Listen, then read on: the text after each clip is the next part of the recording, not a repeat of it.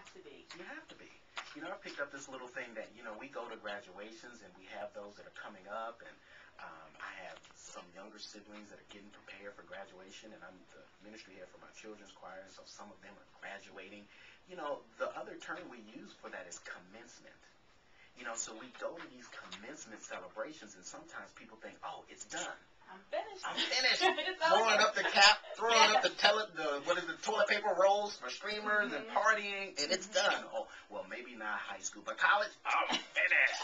I'm ready to go and take on the world and get my job, and it's over. But the commencement means it is commenced. It's beginning. And, you know, as you said, we need to be lifelong learners. Conferences like this is an investment in that personal economy, the economy of youth. Yes, and if you aren't investing in your personal economy, there will be no return. And so many times people are looking for the answer, but they're not willing to do their own personal work to get it done. Right. I mean, we've been talking about President Obama, and one of the messages that he continues to make is it's going to take work. Yes. Nothing just happens. We didn't just get into this situation, and we're not going to just get out.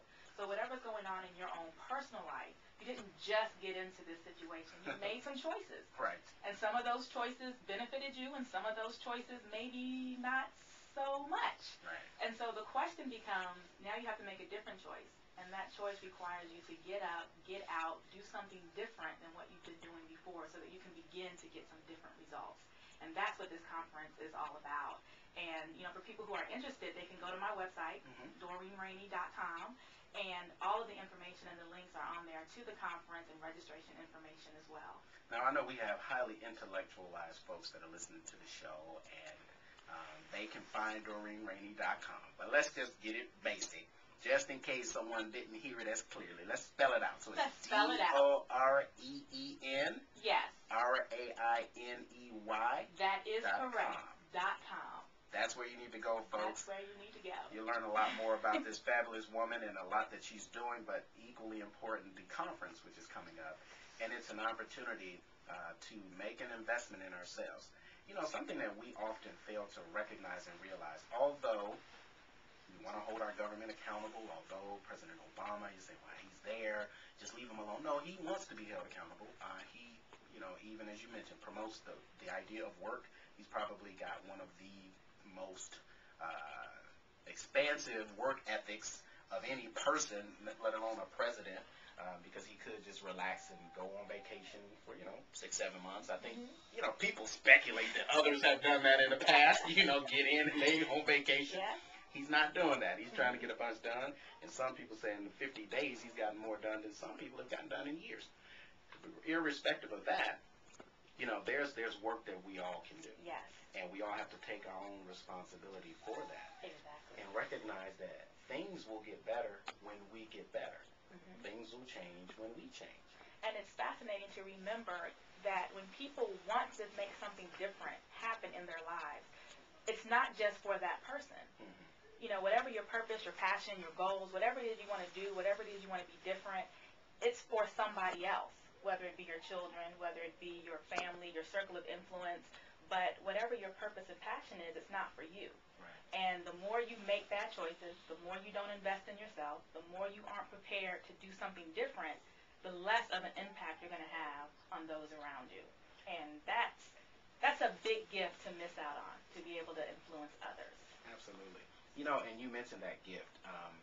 I think oftentimes we overlook the gifts that we already have. A gift, first of all, is something that we have to give. Exactly. So each one of us has something to give. We have something of value to bring to the equation. If it's the economy, we all have something to give.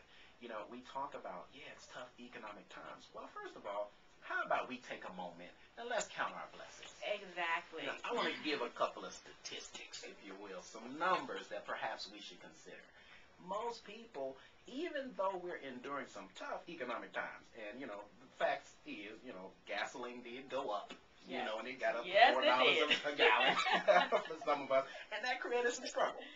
Food prices have gone up, subtly, subliminally, but they have gone up. Oh, sure. But there are some practical things that we should just acknowledge. First of all, living in North America, no matter what your current standard of living, you live in North America. First of all, we have freedoms. Yes. We have the freedom to openly critique or criticize our government.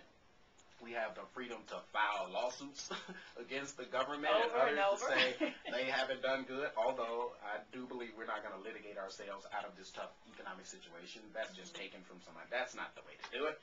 However, we have those liberties. You know, there are places like the former Russia or Soviet Union where, you know, you couldn't go and get an attorney to represent you if you were accused of something. They have situations where if you are accused and you go to court, I think I've heard a stat that said there's no known record of ever being a proclamation of innocence in that place. If you in the system and you got to go before a jury, there's no jury of your peers, you know, you're guilty. Yeah. We have freedoms in America that are valuable. You know, in a sense, we're talking wealth of the nation. You know, as you just said, in terms of the personal economy of you, it's more than just finance. It is more.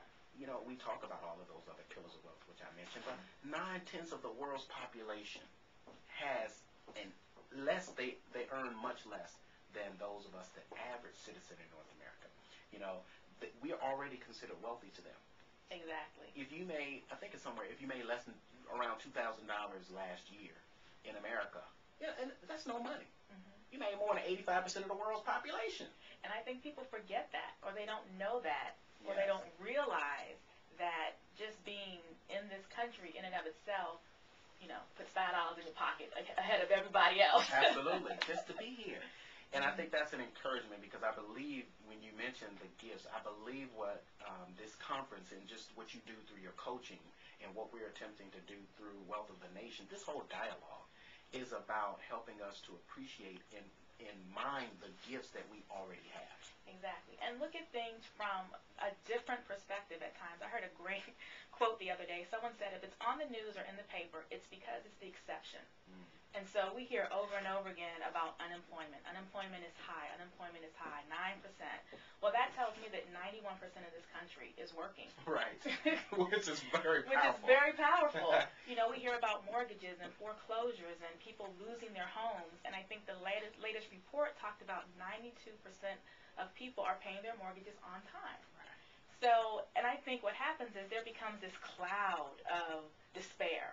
Yes. So even if your own personal situation hasn't changed, you still feel the weight of what's happening. And part of this conference is to help people come out of that haze a little bit and really focus on what's going on in my particular life. What do I need to do differently so that I can create the life and the lifestyle that I want for me and my family? And that's important because mentally